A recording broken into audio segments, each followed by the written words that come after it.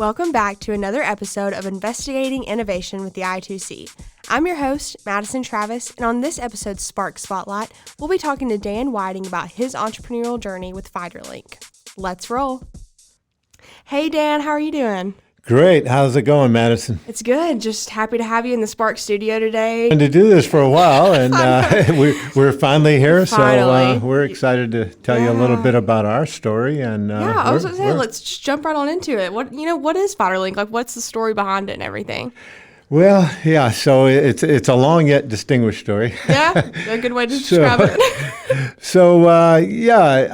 Basically, in my career, I had the opportunity to work for a couple of larger OEMs. I spent some years with Lockheed Martin, which was great company. They built a good product. So I spent about 20 years in aviation. And then I left that for an opportunity in the digital printing imaging world. So I spent about a decade with a company where our objective was to grow the company and sell it, which we successfully did. It was a great learning experience in the commercial world. And then I found myself a little bit too young to retire. And after a year and a half of fishing and golf, I decided I needed to do something with my life. Yep. So I decided to go into the aviation aftermarket. So I made my rounds in the aviation aftermarket, worked for some companies, and then came to the realization that I really should start my own company. I had some ideas that I wanted to pursue on how to set up a fleet sustainment program. And one thing led to another. So in 2014, I founded the company in Jacksonville, Florida. We're actually headquartered in Miami, Florida. And then we just opened this office officially, we opened it in July. Yes. We, as you know, we actually leased this office, and I'll never forget the day, on March 14th. Mm-hmm. So we leased this office at the I2C. We started coming here last November. Really liked the place, liked the concept, and just Huntsville in general. Our first visit here, we fell in love with it. Yeah. So, we rented the office in March, and we actually moved in July. Yeah, so I was about to say. Here we are. I remember all that like it was yesterday, to be honest. I remember we were planning our launch party, right there around that time, and then COVID came on in and just really messed up a lot of our plans. I feel like you feel the same way. It certainly put us behind a little bit, but what we've done is we've taken the opportunity, like most people, to kind of refine our plans. Yeah. And you had asked exactly what we do. So we're in the aerospace business. I don't want to overstate it and say we're an aerospace company. Right. At this point, for the past 5 years, we've been more of an agent / consulting firm. Okay. Yeah. So Sherwood Aviation is a well-established FAA repair station, as well as a OEM distribution center. They're located down in Opelika, Florida. So I've known the owners for years. Yeah. And they really liked what I had in mind and what I was trying to do with the fleet sustainment program.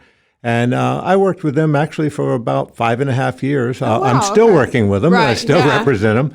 But in short, what we do is we sell spare parts, and we also do component repairs. Nothing too sexy. Landing gears and hydraulic pumps and auxiliary power units. 85% of our business is in defense aviation. Well, you're in the right city for that. Defense is huge here.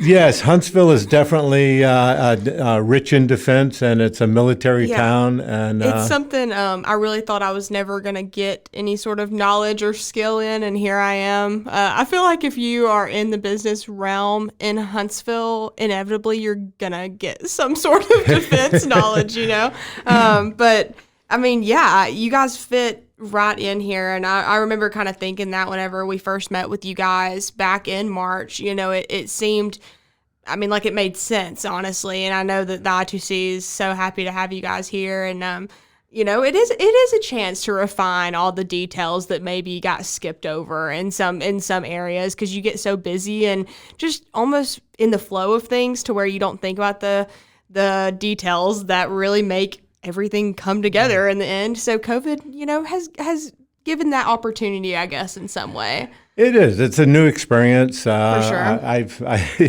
Yeah. So I've been around the world a few times, and Yeah. I've never seen anything quite like it. Right. But we, like everyone else, we've tried to make the best of it. Exactly. We did end up moving here, so we paid rent on the office Yeah. for the first 5 months and Yep. gathered some dust, and Yeah. it gave us an additional opportunity to hone our cleaning skills.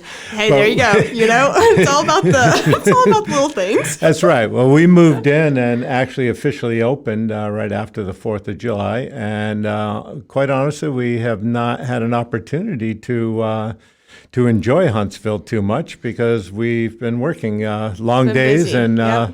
longer nights. Life as an entrepreneur, right? Yeah. It is. It's certainly not a hobby. It's a full-time job, It is. and I always say it's a lifestyle when you Yeah. own your own business. So, what would you say was like the defining moment that made you realize you really needed to start a company? Like, what drew you to this opportunity, would you say? Well, I spent a lot of time working in the international market overseas, Yeah. supporting different foreign militaries. And for years, I've been thinking about, how can we make this better? And, I've never accepted this is the way we always do it. And unfortunately, in defense, it's always buy more. Right. So it's not figure out how we utilize the spare parts we have.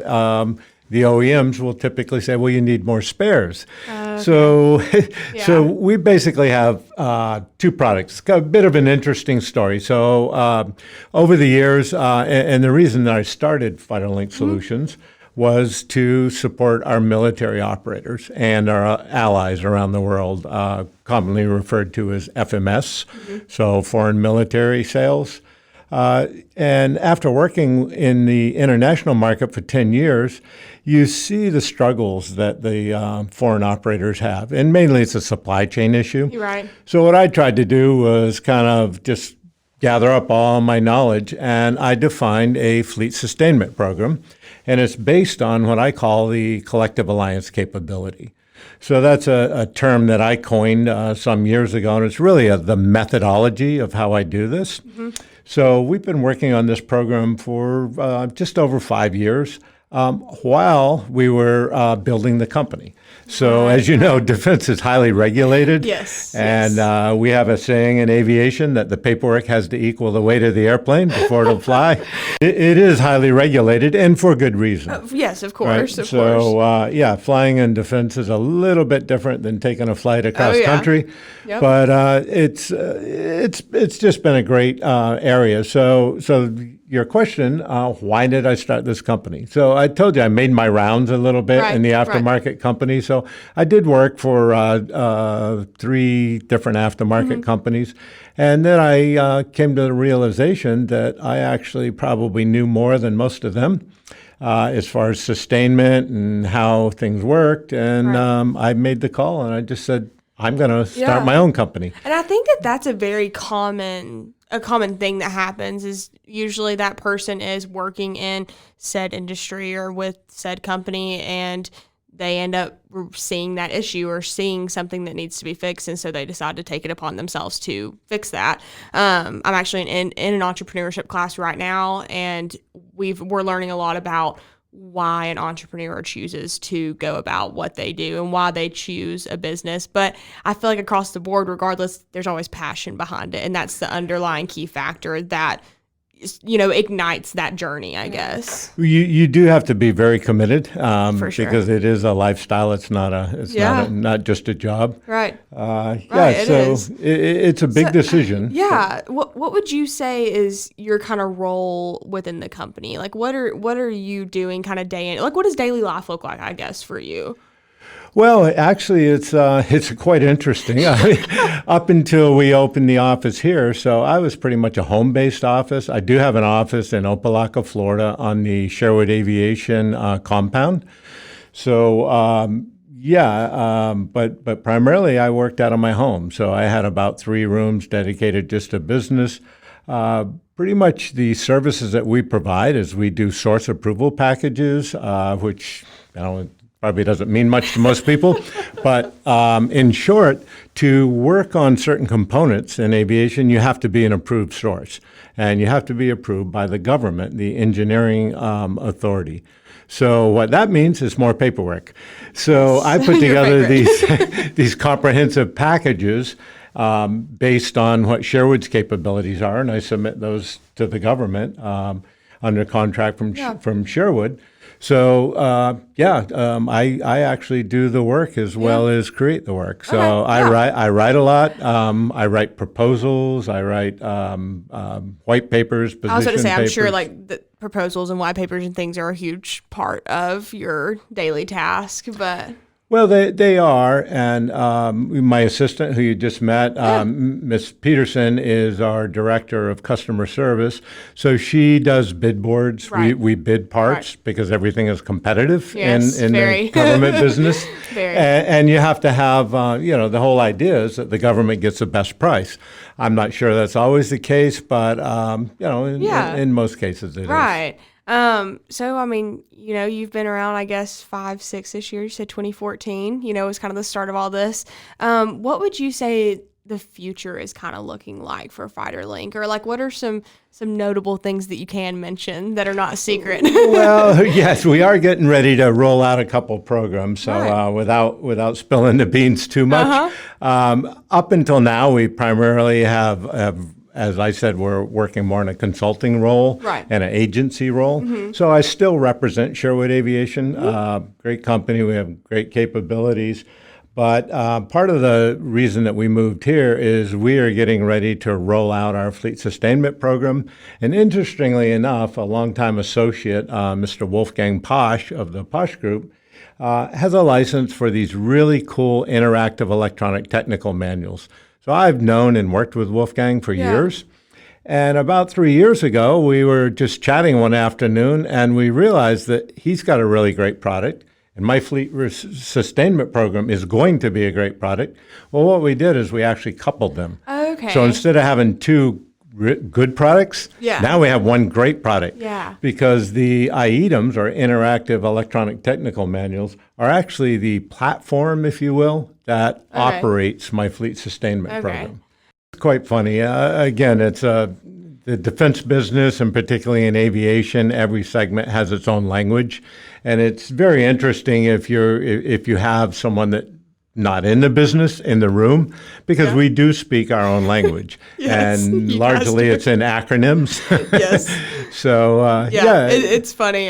It would always freak me out, but I think that honestly, speaking from an intern perspective, that is one of my favorite parts about working, especially, with entrepreneurs, or just getting to be here and even in the building and getting to hear that language and like just become accustomed to hearing those different things and learning the different terms and picking up on stuff that I don't get to hear in the classroom is extremely beneficial. And I think it's something that kind of turned my mind towards an entrepreneurship journey and things like that.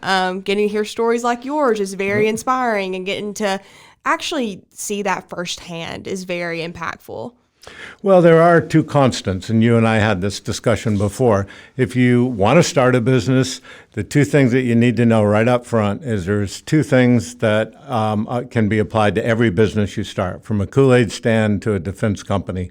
It's going to take time, and it's going to take a lot of hard work. Mm-hmm. And in my experience, which is long and vast, I've never seen any business that hasn't had to do that. Yeah. I mean, some of the internet startups, but those are more the exception than the rule. I was going to say, I think it definitely depends on the time and the area you're in and kind of what you are choosing to pursue. Like obviously here with your sustainment program, you're in a defense engineering military city. It's perfect. It's ideal. And so opposed to, like you said, an internet company, Silicon Valley is going to be great for that. There's different aspects that I think make each business viable in different areas. Well, that's true. And it's interesting because I had always heard of Huntsville. Yeah. And I was in the defense business for many years. Mm-hmm. But I had never visited here Right, until last Thanksgiving. Actually, it was my first time to visit Yep. Huntsville, and I was in awe Yeah. at Huntsville. Everything from the we visited Yeah. the incubator, the UAH incubator at that time, and then Cummings Research Park across the Yes. street It's is so close, too. I've never seen anything like it. Yep. And I tell most of my associates, you have to see this. You do, yeah. Because I've been around the world and seen a lot of industry focus in different Right. areas, but nothing to this magnitude. Well, it's so funny because my hometown is only about 45-ish minutes from here. And I used to come to Huntsville. I would say more South Huntsville, but I would used to come to Huntsville to shop or go to the movies or, this was because my town is really, really small. So this is where we would come to like do things on the weekend. And now that I live here and I work here, it is a whole different side of Huntsville that I see. And it's been so interesting because I feel like I have two different worlds, that are here in this city. But I mean, a totally different outlook of the business, the engineering, the technology that's here, I feel like there's just never ending opportunities here. And I feel like especially now with how much it's growing, it's kind of just getting started, to be honest. Well, it is, and I don't know the exact data on this, but from what I understand, it's one of the faster growing cities in the country, That's and what you I've can heard, see too. why. It just has so much to offer. It's I call it the little big town. Yes, that's exactly what it is. Yeah. It has a small town feel where you get to know people and you have a community that wants to see everyone succeed truly. But it also offers very high end and very knowledgeable people that are very successful here. It's true. I mean, you can't go to the deli without meeting someone in the business. Right. And It's so true. I mean, you run into people all the time, and I think, even, little old me, just a little intern, I've gotten to meet so many different people that honestly it is I've seen that's very common, like that people are one, they're just people, but two, they have stories that have made them into great professionals, and it's been very interesting to see. Since you've been here, what would you say your favorite part about the I2C is? Like, what's your favorite thing about being here? well, there's so many good things about the I2C, and in my opinion, we have probably the nicest office in the building. Oh yeah, you'll have a great office. Yeah, it truly is inspirational. I've always had a thing about having a window, and now I have 3 walls that are windows. So Yes. I'm happy. Starting with the leadership. So Rigvid and Nicole are just fabulous. They're very responsive. They go out of their way to help you. And then the mentors that are here. I have met with a couple of the mentors, Yeah. and they're just great. Jason West and then Dr. Sullivan. The fact that he's willing to donate his time to help emerging companies Yeah, I is think really inspirational to me. that's what I was about to say. The time that everyone here is willing to put into the entrepreneurs that are here has been one of my favorite things to see, is like seriously how invested everyone is in seeing the success of the companies that are here. It's not just an office, like it's not just like where you rent an office space and that's it. You get the leadership, you get the mentoring, and you get everything that comes with not a typical office space. Well, it's a university, right? Yeah. So we really like that about it.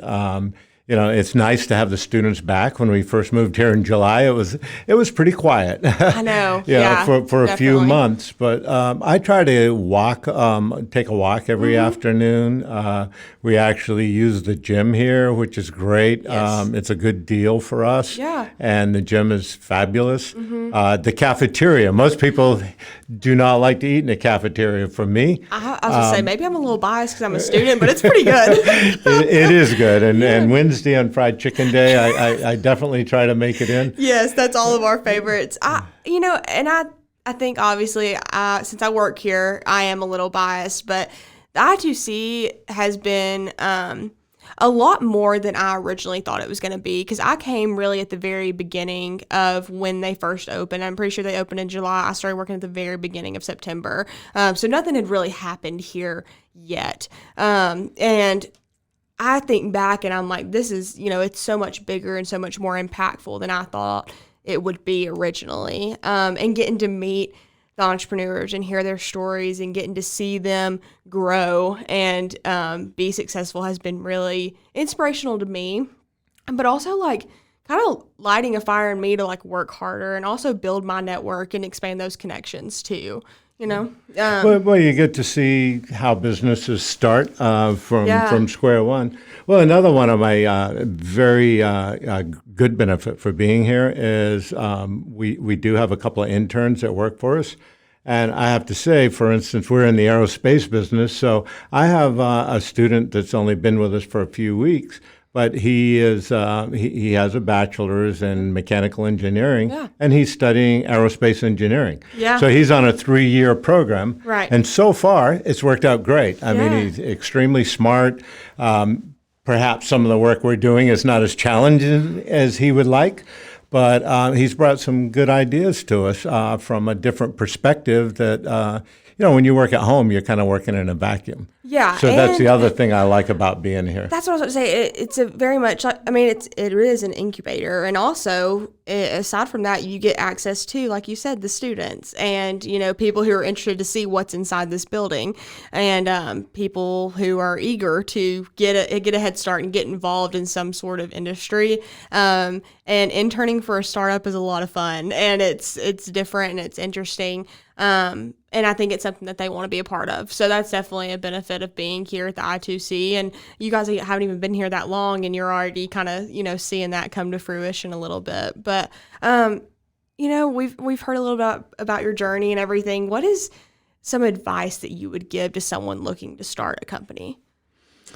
Well, this is certainly not anything I coined, but you should always pursue what you really love. And you hear this all the time, that if you're doing what you love, that you really never work a day in your life. And there's a lot of truth to that. Yeah. I don't wake up in the morning and go, oh, I have to go to work. Right. I wake up in the morning and wonder what's going to happen. Right. Yeah. And I can even see that now at an early age. I think the I2C does a great job at giving me that kind of attitude. I'm excited to be here. I'm excited to learn more. And I think that's an important thing too, is like looking at it with a learner's attitude and just seeing, like you said, what will happen today, and kind of seeing that. But I've gotten to know you guys a little bit over the past few months, and I'm thankful to be a part of your guys' journey and kind of what you're working on, and I'm glad to be here and watching it from the side. I mean, it's just, we absolutely love Huntsville, number one, and the I2C is just a fabulous opportunity for anyone starting a business. It takes a lot of the worries of starting a business off the table. You don't have to worry about paying the internet bill and the light bill and maintenance and all these things that you have to do when you either own or lease a building. And it's a brand new building. What's not to like about it? It's absolutely stunning place, and the leadership here has done a great job. We love everything about it. Well, with that being said about taking the worries of startup, kind of off your back, we are actually working on a Steps to a Startup program where we're going to kind of be going over the startup basics and just kind of things that entrepreneurs need to know. So we're excited to kick that off, and we're excited to be interviewing companies and startups like FighterLink to kind of get an insight on that. So Dan, thank you so much for joining us today. I had the best time in the studio getting to hear more about your journey kind of a little bit more in depth. Well, thank you, Madison, and thank you for your time, and you've been very helpful, and don't ever hesitate to pick up the phone and give us a call or stop by and see us. Well, thank you, Dan. That is all for today's episode, you guys. I hope you enjoyed getting to learn more about FighterLink as a company, but also why Dan decided he wanted to become an entrepreneur. Be on the lookout for who we're going to spotlight next. In the meantime, make sure you're following us on all of our socials at UAHI2C on Instagram and UAH Invention to Innovation Center on Facebook. Onward and upward.